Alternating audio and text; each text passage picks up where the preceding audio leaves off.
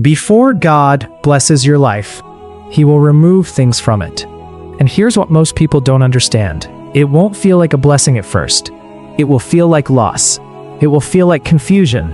It might even feel like God is silent, distant, even absent. You'll start asking questions like, God, why is this happening? Why are things falling apart?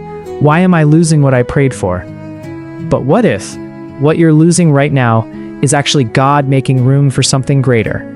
Because in Isaiah 55:8, it says, "My thoughts are not your thoughts, neither are your ways my ways, declares the Lord." That means the way God prepares you will not always make sense to you. We think blessing means addition. God often starts with subtraction. We think increase means gaining. God sometimes begins by removing. And this is where many people miss their moment, because they misinterpret the process. They walk away right when God is working. So before you question what's leaving your life, you need to understand why it's leaving. Because God is not random, He is intentional, and everything He removes has a purpose. First, God removes the wrong people. Not everyone in your life is meant to go where God is taking you. Some people are seasonal, some are assignments, some are lessons disguised as relationships, but not everyone is meant to stay. And the Bible says in 1 Corinthians 15:33, "Bad company corrupts good character." That means the wrong environment will slowly reshape who you are. You may not notice it immediately, but over time, it affects your mindset, your decisions, your direction. That's why God will sometimes allow distance, misunderstandings, or even separation. Not because He's punishing you, but because He's protecting your future. But here's the hard part. When God removes people, we often try to bring them back. We chase, we force conversations, we try to fix what God is ending, because we don't realize some endings are divine. And once God begins to separate you from the wrong people, He doesn't stop there. The next thing He deals with is what's been pulling your attention away from Him. Because next, God removes distractions. Distractions are dangerous because they don't always look wrong. Sometimes they look harmless. Sometimes they look like success. Sometimes they even look like blessings. But if it pulls you away from your purpose, it's a distraction. And in Hebrews 12, verse 1, it says, "Let us throw off everything that hinders and run with perseverance the race marked out for us." Notice, it doesn't just say sin, it says everything that hinders. Because not everything that slows you down is sinful, but it can still stop you from moving forward. And many people stay stuck, not because they're doing something wrong, but because they're doing too many things that don't matter. And even after distractions are removed, God goes deeper, because now He starts dealing with what's inside you. Because then, God removes pride. Pride is subtle. It doesn't always sound loud. Sometimes it whispers, "I got this. I don't need help. I'll figure it out." But pride keeps you independent from God. And the Bible says in James 4 verse 6, "God opposes the proud, but gives grace to the humble." Think about that. God opposes the proud.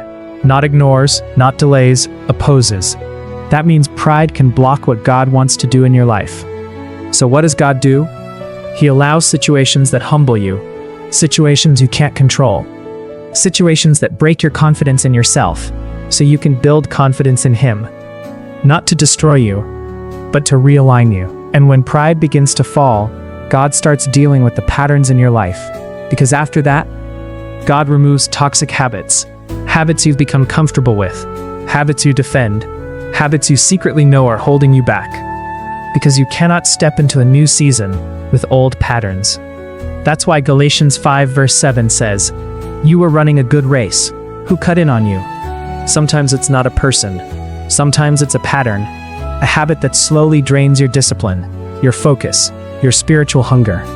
And the dangerous thing about habits is that they don't destroy you instantly. They weaken you gradually. And once your habits are exposed, God goes even deeper.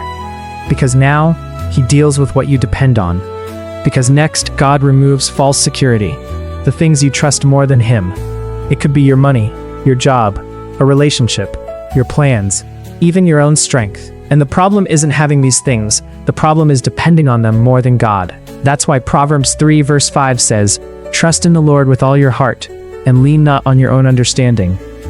Because whatever you lean on reveals what you trust. So what does God do? He shakes it, not to harm you, but to teach you. Because if your security is in something temporary, your peace will always be unstable. And when what you depend on is shaken, God will call you out of what feels safe. Because then, God removes your comfort zone. Comfort feels safe, but it keeps you stuck. Many people pray for growth, but resist change. They want elevation without transition. But God doesn't grow you in comfort. He grows you in obedience. Just like Abraham when God told him to leave everything familiar and go to a place he had never seen. No map, no details, just a promise. That's what faith looks like.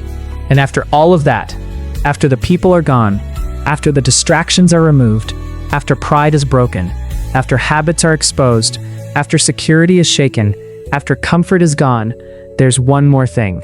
And this is the hardest one. Because finally, God removes what you thought you needed most. This is where many people struggle, because it touches your heart deeply. It might be something you prayed for, something you depended on, something you thought you couldn't live without. But sometimes, what you think is essential is actually replacing God in your life. And in 2 Corinthians 12:9, it says, "My grace is sufficient for you. For my power is made perfect in weakness." God will allow weakness, so you can experience His strength. He will allow emptiness, so you can discover His fullness. He will remove what you relied on, so you can rely on Him. So when everything you once depended on is gone, and all you have left is God, that's not the end. That's the beginning of real faith. That's where transformation happens. That's where blessing is born. So if you're in a season right now where things are being removed, don't panic. Don't chase what left. Don't try to rebuild what God is tearing down. Don't go back to what God delivered you from. Trust the process, even when it doesn't make sense, even when it hurts, even when it's uncomfortable. Because God is not taking from you. He is preparing you. He is refining you. He is positioning you. He is aligning you for something greater. And what He's about to bring into your life will be worth everything you lost. If this message spoke to you, comment, "I trust God," and subscribe for more powerful, life-changing messages. Let's pray. Heavenly Father, right now, in the name of Jesus, I surrender everything to you. Lord, if there is anything in my life that is not from you, remove it. Even if it's hard, even if it hurts, I trust that your will is better than mine. Your word says in Romans 8:28 that all things work together for good for those who love you. So God, take away every wrong person, every distraction, every habit, every mindset that is blocking the blessing you have prepared for me. Cleanse my heart, renew my mind, align my life with your purpose. Give me the strength to let go of what you are removing, and the faith to trust what you are building. Lord, I don't want anything that will take me away from you. I want your will. I want your presence. I want your blessing. And I believe that what you are preparing is greater than what I'm losing. In Jesus' name, amen. See you in the next video.